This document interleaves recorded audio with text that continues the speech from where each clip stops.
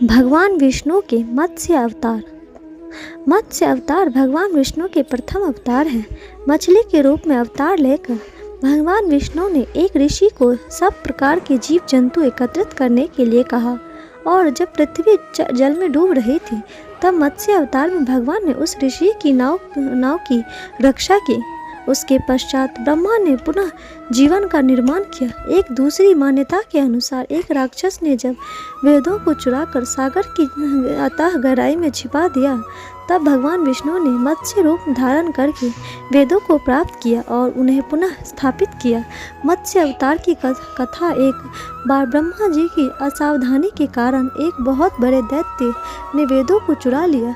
उस दैत्य का नाम हयग्रीव था।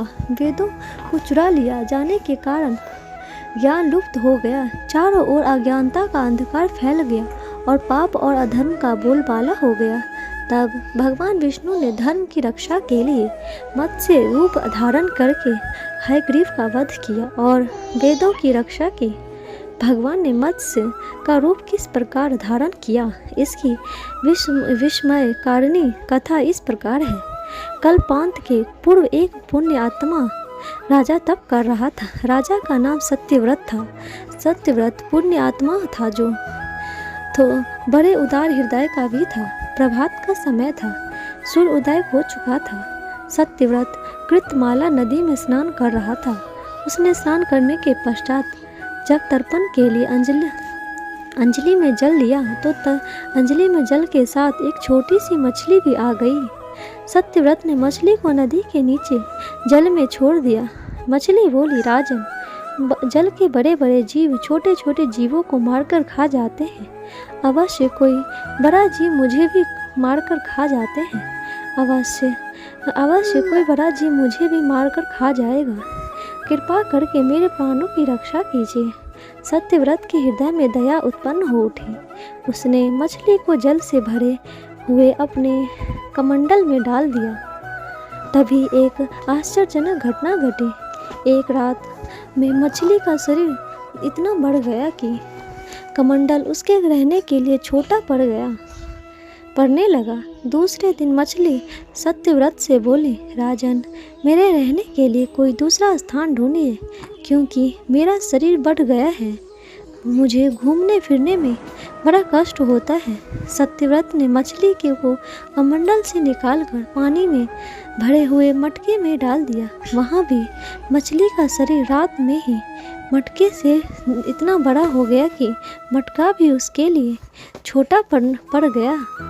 दूसरे दिन मछली पुनः सत्यव्रत से बोली, राजन, मेरे रहने के लिए कहीं और प्रबंध कीजिए, क्योंकि मटका भी मेरे रहने के लिए छोटा पड़ रहा है। तब सत्यव्रत ने मछली को निकालकर एक मानसरोवर में डाल दिया, किंतु मानसरोवर भी मछली के लिए छोटा पड़ गया। इसके बाद सत्यव्रत ने मछली को नदी में और फिर उसके बाद समुद्र में डाल दिया। आश्चर्य, समुद्र में भी मछली का शरीर इतना अधिक बढ़ गया कि मछली के रहने के लिए वो भी छोटा पड़ गया। अंततः मछली पुनः सत्यव्रत से बोली, राजन, यह समुद्र भी मेरे रहने के लिए उपयुक्त नहीं है। मेरे रहने की व्यवस्था कहीं और कीजिए। अब सत्यव्रत विस्मयता हो उठा। उसने आज तक ऐसी मछली कभी नहीं देखी थी। वह विस्मय भरे स्वर में बोला, मेरी बुद्धि को विस्मय के सागर में डुबो देने वाले आप कौन हो? मत्स्य रूपी अवतार श्री हरि ने उत्तर दिया, राजन, हयग्रीव नामक दैत्य ने वेदों को चुरा लिया है। जगत में चारों ओर अज्ञान और धर्म का अंधकार फैला हुआ है। मैंने हयग्रीव को मारने के लिए ही मत्स्य का रूप धारण किया है। आज से 7वें दिन इस पृथ्वी पर प्रलय के चक्र में फिर जाएगी। फिर समुद्र उमड़ उठेगा, भयानक वृष्टि होगी, सारी पृथ्वी पानी में डूब जाएगी। जल के अतिरिक्त कुछ भी दृष्टिगोचर नहीं होगा। आपके पास एक नाव पहुंचेगी। आप सभी अनाजों और अस्थियों के बीज को लेकर सप्तऋषियों के पश्चात नाव पर बैठ जाइएगा। मैं उसी समय आपको पुनः दिखाई पड़ूंगा और आपको आत्म तत्व का ज्ञान प्रदान करूंगा। सत्यव्रत उसी दिन से हरि का स्मरण करते हुए प्रलय की प्रतीक्षा करने लगे। 7वें दिन प्रलय का दृश्य उपस्थित हो उठा। समुद्र भी उमड़कर अपनी सीमाओं से बाहर बहने लगा। भयानक वृष्टि होने लगी। थोड़ी ही देर में सारी पृथ्वी पर जल ही जल हो गया। संपूर्ण पृथ्वी जल में समा गई। उसी समय एक नाव दिखाई पड़ा। सत्यव्रत सप्तऋषियों के साथ उस नाव पर बैठ गए। उन्होंने नाव के ऊपर संपूर्ण अनाजों और औषधियों के बीज भी भर दिए। नाव प्रलय के सागर में तैरने लगे।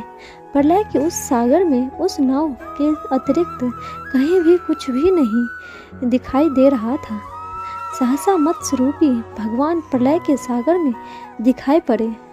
सत्यव्रत और सप्तऋषि गण मत्स्य रूपी भगवान को प्रार्थना करने लगे। भगवान ने आत्मज्ञान पाकर सत्यव्रत का जीवन धन्य हो उठा। वे जीते जी जीवन मुक्त हो गए। प्रलय का प्रकोप शांत होने पर मत्स्य रूपी भगवान ने हयग्रीव को मारकर उससे वेद छीन लिया। भगवान ने ब्रह्मा जी को पुनः वेद दे दिए। इस प्रकार भगवान ने मत्स्य रूप धारण करके वेदों का उद्धार तो किया ही, साथ ही संसार के प्राणियों का भी अमित कल्याण किया। दोस्तों, आपको ये कहानी कैसी लगी कमेंट बॉक्स में ज़रूर बताइएगा और लाइक शेयर सब्सक्राइब जरूर कीजिएगा। धन्यवाद।